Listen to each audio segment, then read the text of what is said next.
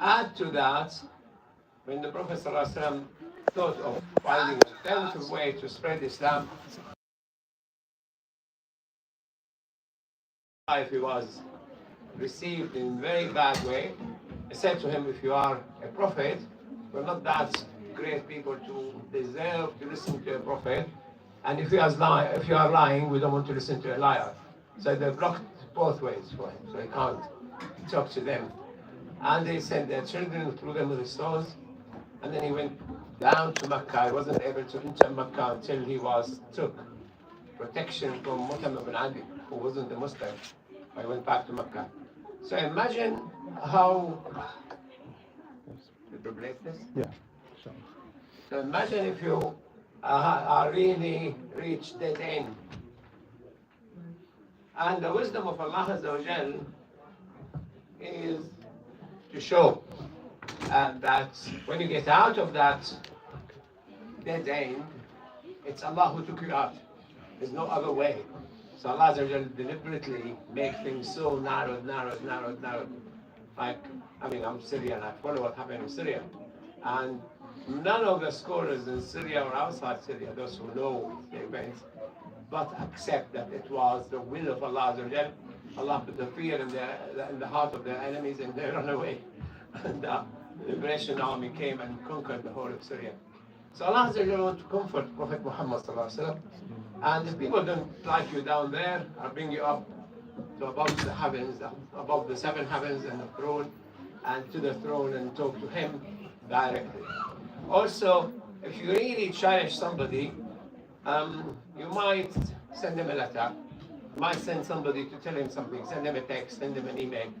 But if you're really a very important person, the king will invite you to the palace and entertain you there. So you will receive with the VIP service, and you will be escorted, and then you meet the king, and that's how Allah has entertained Prophet Muhammad sallallahu alaihi wasallam. They don't want you there, don't worry, come here. And he sent a special escort to take the Prophet sallallahu alaihi wasallam. So the Prophet sallallahu alaihi wasallam, before he went up to heaven, Allah Azza wa Jal wants to confirm to him that he is the leader of mankind. The leaders of man were prophets. The leaders of the prophets was Muhammad sallallahu alaihi wasallam. Assembled all the prophets, and Jibreel invited him to lead the prayer in the Aqsa Mosque. And in Aqsa Mosque also was confirmed that's a Muslim mosque, and that's a third of the Qibla of the Muslims, and the first Qibla it was. So it was confirmed. It's a Muslim mosque. It's all the prophets belong to that mosque, including Musa, Jesus, and Muhammad sallallahu alaihi wasallam. And that confirmation was done on the night of Israa and Miraaj. This is why most Muslims get emotionally affected when things happen in Palestine.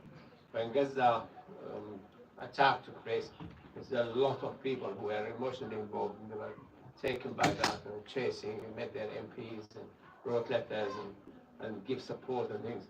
So Allah made that place have a special value and a special importance. Obviously, third to the mosque of the Prophet ﷺ, and the first one is the Holy Mosque of Mecca. When, as you know, when Abraham Habashi tried to destroy Mecca, Allah sent his own jets with laser-guided missiles with the name on every, person to be killed. So that was, obviously, these three mosques have a special importance to Allah Azza wa Jal. Now, before the Isra and Miraaj, the Prophet ﷺ had to go through, you would say, operation, you could say cleaning, you could say whatever. But he had the same when he was a toddler, when Jibreel came and another angel, Mikael probably, and they cut his chest open and cleaned his heart. But when he was going to Jerusalem and up to heaven, he had another surgery. And that surgery was to prepare him to travel and prepare him to enter paradise, prepare him to talk to Allah Azza wa Jal. So, no. So to talk to Allah Azza wa Jal, and he was, some people say he saw Allah Azza wa Jal, some people said no, but he himself, he said, I saw him with my heart. رأيته بفؤادي. And later I will tell you why he said that, what we know about the heart so far. So to prepare you, when Musa asked to see Allah Azza wa Jal, he said, let me see you, he said, you won't see me. But there's a chance to see me. If the mountain stayed where it is, you will see me. So the chance to see Allah is there. If the mountain stayed there, Musa would have seen Allah Azza wa Jal. But when he looked at the mountain disintegrated, and Musa fainted, wasn't able to see Allah Azza wa Jal. But Muhammad sallallahu alaihi wasallam, he was prepared for that meeting. Probably this is why he had the heart cleaned in Mecca before he traveled. Physiologically, biochemically, what we know of traveling in space, you need certain preparation, whatever. We don't know what happened, what that operation was, but he's definitely traveled in fast speed from Mecca to Jerusalem, in very fast speed from Jerusalem to above the seven heavens and back. Now, this is the important of the one of the important things of Israa and Miraaj is that the Prophet ﷺ traveled in time and in space. And he entered Mecca. Now Mecca, there's in it what nobody has seen, nobody has heard of, and nobody have ever thought of. But he was himself given that privilege of going to Mecca, to Jannah, into Jannah. One of the hadith will come later that the Prophet ﷺ said that the man will have the ability of 100 men if it comes to marrying. So when I talk to my students, probably the Prophet ﷺ was treated as if he's already in Jannah. And Allah said you can marry as many as you want. So don't try to convince people he married because of political reason, because of economical reason, because of this reason and that. No. He's already a person of Jannah. Allah wants to, and he can do it. He can marry as many as he wants. He married 10. He could have married more than that. And that's what will happen in Jannah. Because this guy went to Jannah. Sallallahu Alaihi Wasallam went to Jannah and back. Now, when you go to travel in high speed and travel into space, and you start understanding some of the Quran, when Allah Azza wa Jalla said, "Inna yawman 'inda rabbika ka'alfi sanatin mimma ta'uddun." One day with Allah Azza wa Jalla is equal to 1,000 years of your reckoning. In another place, he said, "Ta'ruju al-mala'ikatu war-ruhu ilayhi fi yawmin kana miqdaruhu 50 alf sana." That angels and Jibreel go up to Allah Azza wa Jalla in a speed equal to 50,000 years. But he didn't say of whose years. He didn't say of our reckoning. So the Prophet ﷺ, he traveled in space and he traveled in time. So we start thinking that, Allah has under his, can't say under his sleeves, but he has things which we can probably never understand. How can you travel in space in an instant? And how can you travel in time to the future and come back? The eyesight, usually when you search for the eyesight, you can see up to 30 miles. So it's 30 miles here because the earth curve. But if you're looking into space, you could see up to 4,000 light years. You see the stars at 4,000 light years. You can't see more than that. But when he said the Buraq put his feet where his eyesight ends, so is that. So obviously, Jerusalem would be a couple of seconds, or even less than 1 second. When he goes to up heaven, the Prophet ﷺ said Jibreel brought a vehicle, a Miraaj. So Miraaj is a vehicle, is a spaceship called Miraaj. And Jibreel brought a Miraaj, And the Prophet said it was like a nest of a bird, and Jibreel sat on one end, and Muhammad sallallahu alaihi wasallam sat on the other end, and it ascended to heaven. So that's not the speed of light, because Jibreel is light, speed of light. So that's far beyond the speed of light. When recently the astrophysicists discovered that there is galaxies. There's an empty chair here if you in the front. The galaxies moving away from us by twice the speed of light, which according to Einstein is impossible. You need energy. Then Islam comes to solve it for you. Because Allah Azza wa Jalla said, وَالسَّمَاءِ ذَاتِ الْحُبُكِ. That Sama is not an empty space, it has structure. And Allah Azza wa Jalla said, وَالسَّمَاءِ بَنَيْنَاهَ بِأَيْدٍ وَإِنَّا لَمُوسِعُونَ. Now heaven, Allah built with mighty hand and He's enlarging it. So when He's enlarging it, all the galaxies going far away from each other at a higher speed than light. It's turned out to be possible. So it solved a lot of problems for the scientists, but also give you as Muslim an answer how Muhammad went to above the seventh heaven and back in one night. The Prophet when he mentioned Israa, he didn't mention Miraaj to the Qurayshi. They were hardly able to understand he went to Jerusalem and back in a couple of hours. There's no way, it took us 3 months.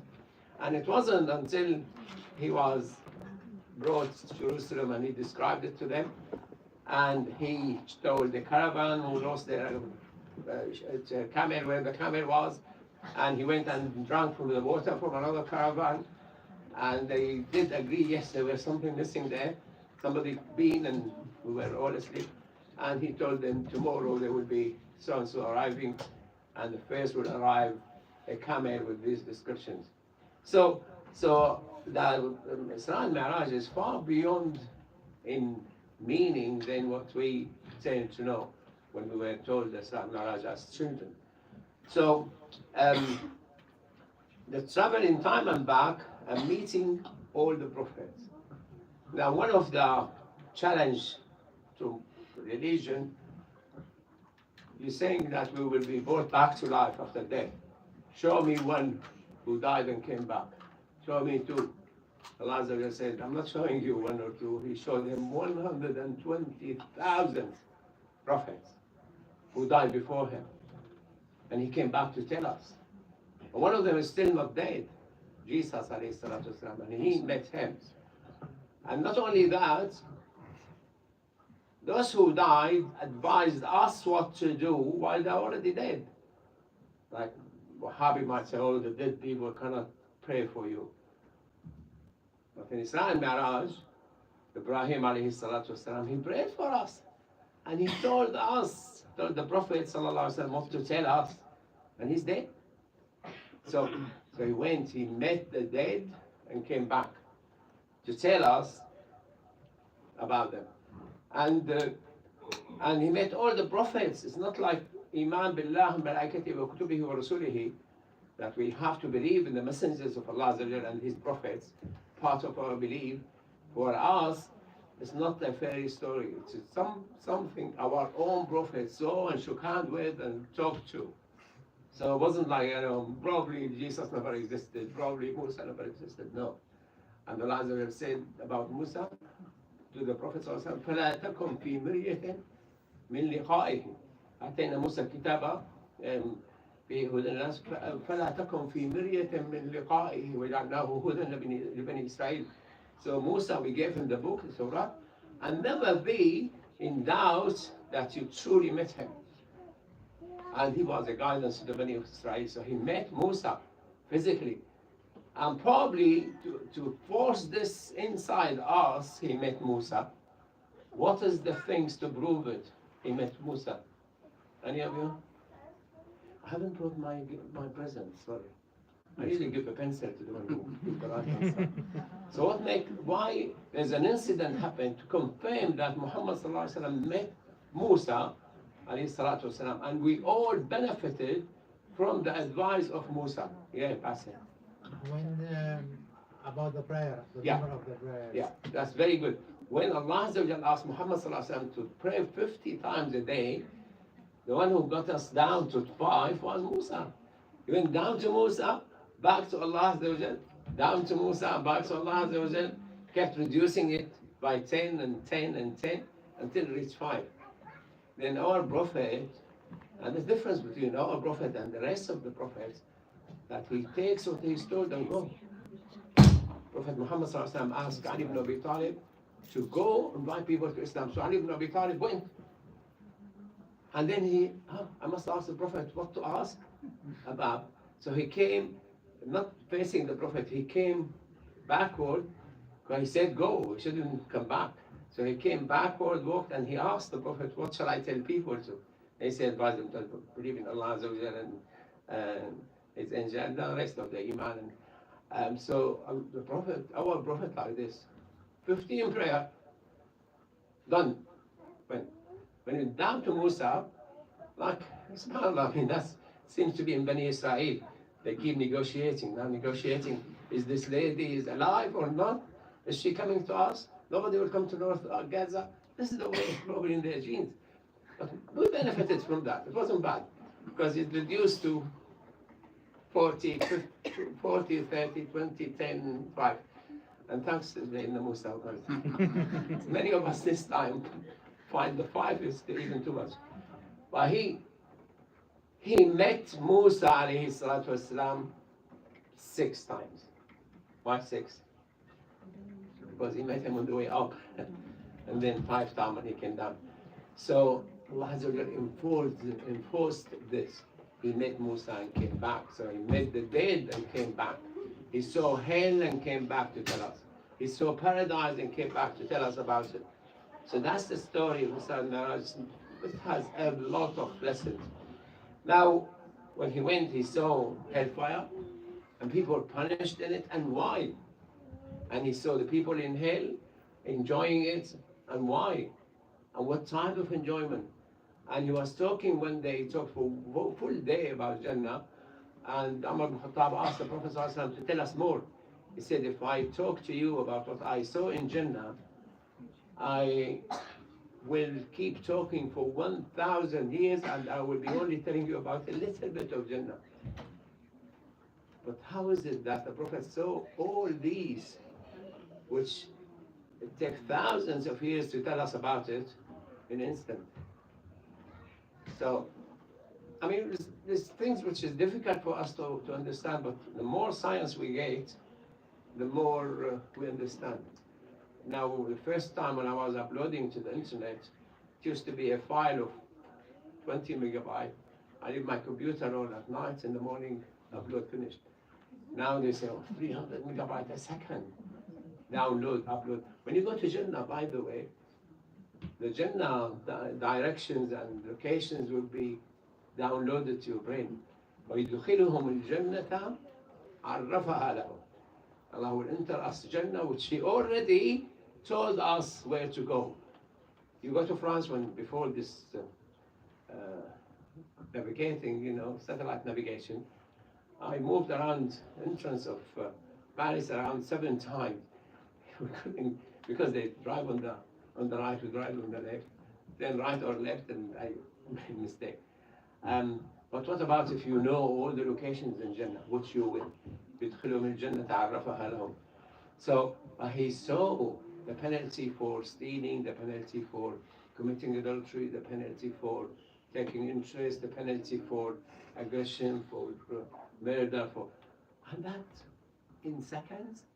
No, that's the amazing ability of Allah Azza wa Jalla. And I mean, many of the scholars wrote hundreds of books, and they lived 40 years, 50 years, like Imam Nawawi, like Imam Shafi'i, like Abu Hamid al-Ghazali. I mean, I've tried to write a book, take ages to write, but how some people will have so much ability.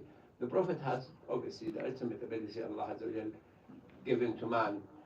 Another lesson from Miraaj is he saw al-Bayt al-Ma'mur.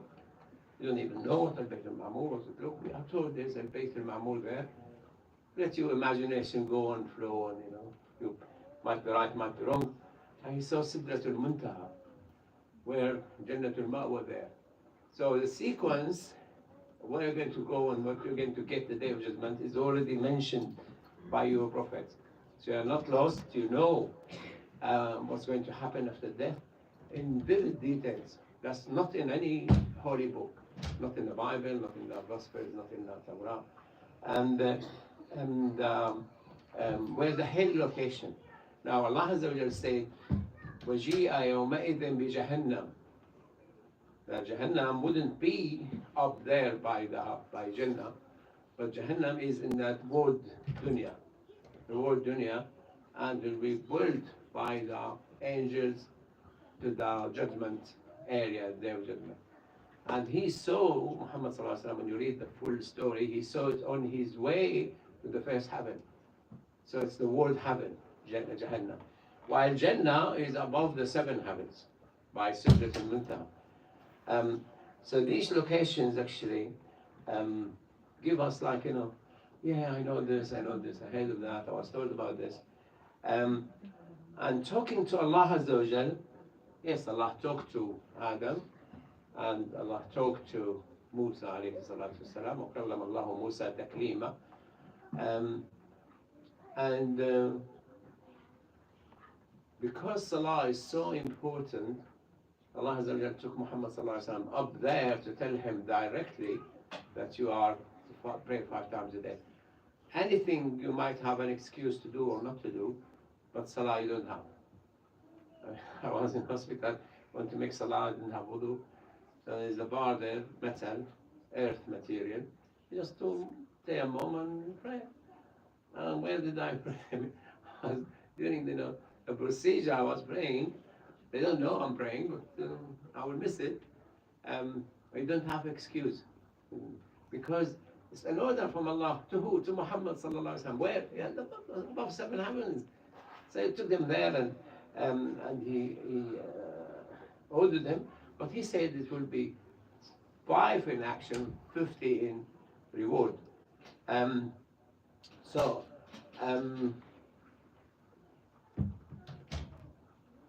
when he came down, the story of going from A to B, from Mecca to Jerusalem, is actually in the Quran. Plain English, plain Arabic. سبحان الذي أسرى بعبده ليلا من المسجد الحرام إلى المسجد الأقصى الذي باركنا حوله لنريه من آياتنا إنه هو السميع البصير.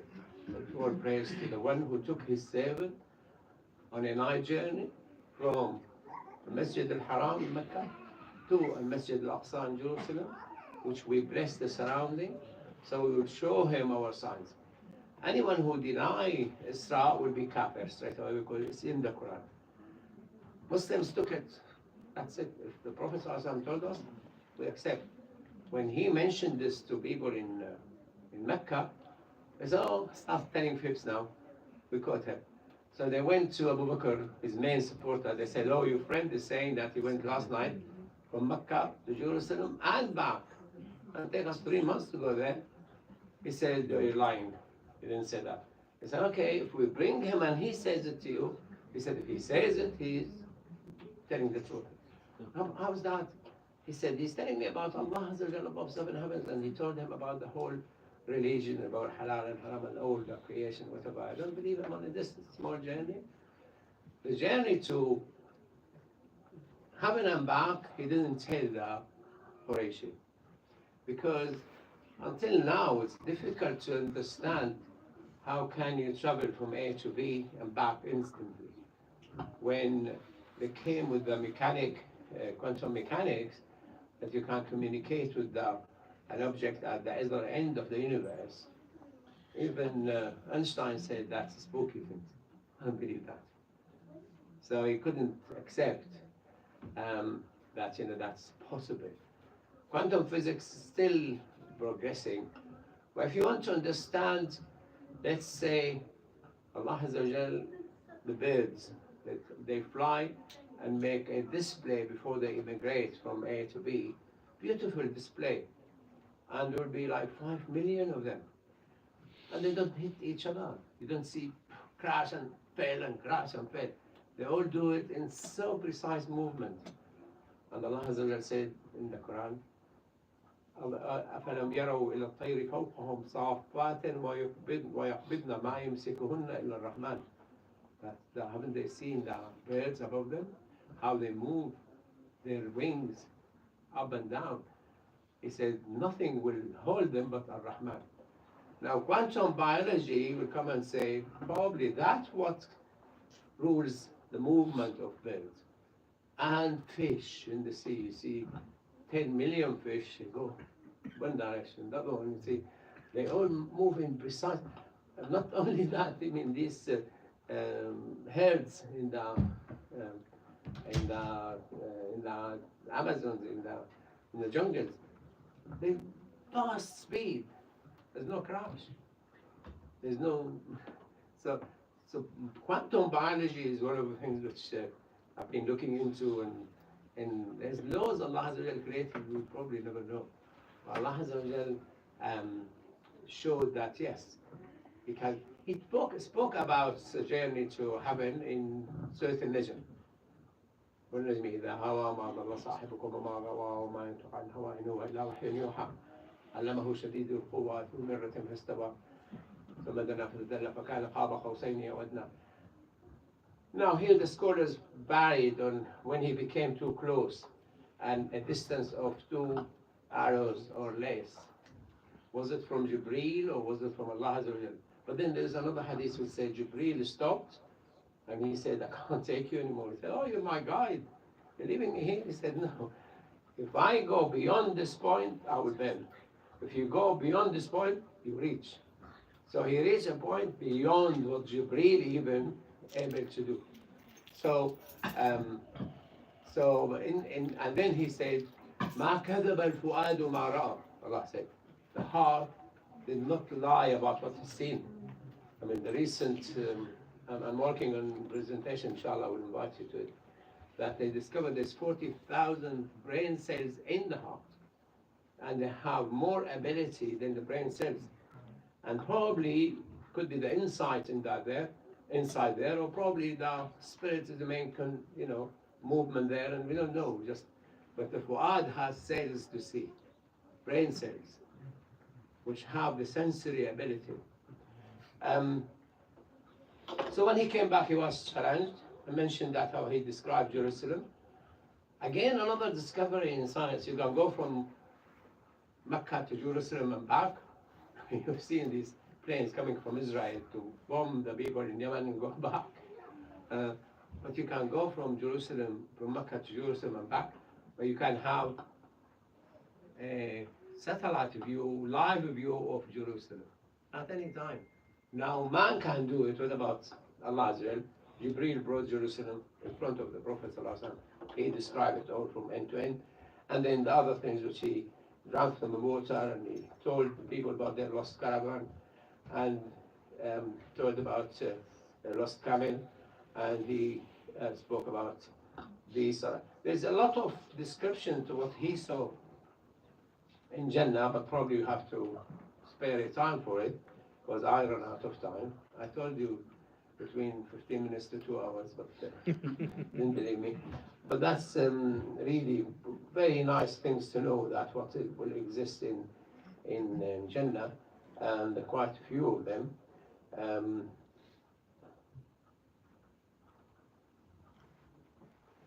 So one of the things he smelled the raiha of the smell of the Pharaoh's wife, the Mashta of Pharaoh, the one who was looking after the hair of the daughter of Pharaoh. He's describing what's inside Jannah. We'll get that inshallah in English and go through it. And people who were punished in hellfire. So when the Prophet ﷺ came back, after seeing all these things, horrible things in Jahannam, he was so keen that no one go to Jahannam.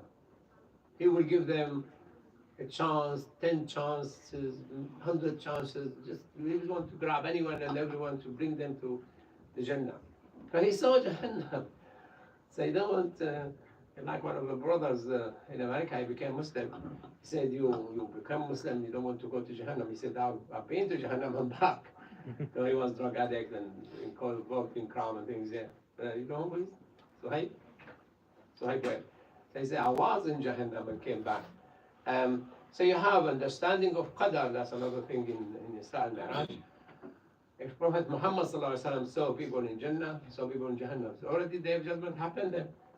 And they went. So for Allah Azza wa Jal already happened. Ata amrullah fala tastajilu. For Allah Azza wa Jal, day of judgment happened, finished, everybody went to Jannah or Jahannam. That's it. For us, it's still to come. How Allah knows the future? He's already in the future. You don't believe it? He took Muhammad to the future, sallallahu alaihi wasallam. And he came back and told us. A lot of Muslims don't see in the Isra and Miraaj, that's Qadar. What Allah said it will happen, it already happened for him. Prophet Muhammad sallallahu alaihi wasallam, when the war of Badr, he took the Sahaba and said, here where so-and-so will be killed, here where so-and-so will be killed, here where so-and-so. And the next day, exactly they died where he said they will die. And they found Walid bin Mughira, who was so arrogant. Allah said, "Sanasimhu ala al-Khartoum," we will chop his nose off. Then they said, oh, we saw somebody, his nose chopped. That's true. Show me who he was. And it was the one Prophet Allah told many years ago. And don't worry about him, this arrogant person will chop his nose off. And the Arabs, some of them, they pride of their stone. They instead of shaking hand, they touch the nose. You've seen that? Some of them. Your lifespan already known to Allah, everyone you're going to die and where. And the knowledge about Allah will increase by studying the Seerah, sallallahu alaihi wasallam, wa ala alihi wa sahbihi. I might answer a couple of questions and then you could have your food and drink. So, anyone has a burning question? Yeah, please, it's your opportunity. Difficult question, I don't mind. Any question you like, I've got opportunity. Yeah? it might be a simple question for you guys. Just don't judge me. How old am I? Huh? I can't tell you how old am I, don't worry. No. My weight. You know, no.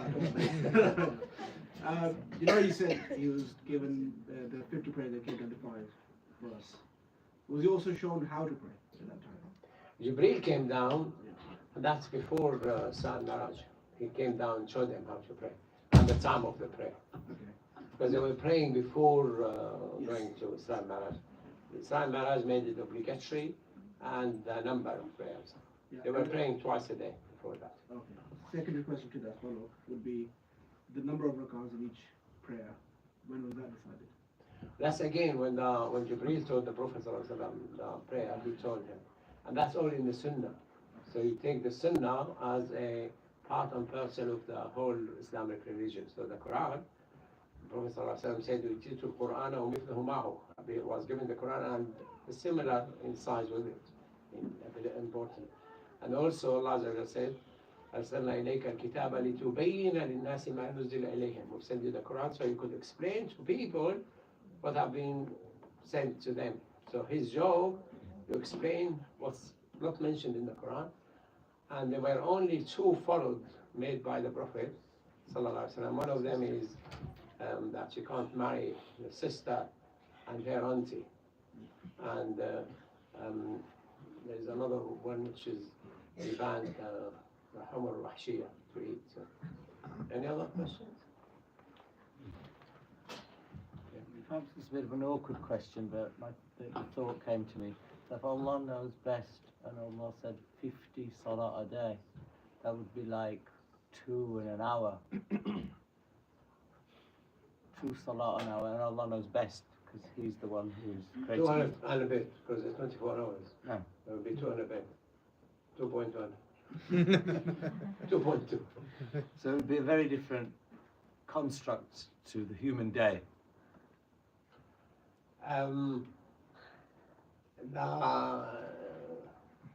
The salah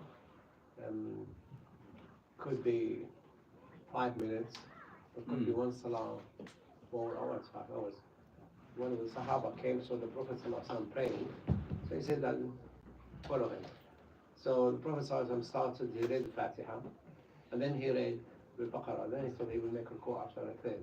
No, half he would make a ruku, no. Finish the Baqarah, then he started Al-Imran. Then he said, oh, he would make a ruku after half of it, 2/3. Finish Al-Imran, he started the Nisa. And every chapter take 20 minutes to read.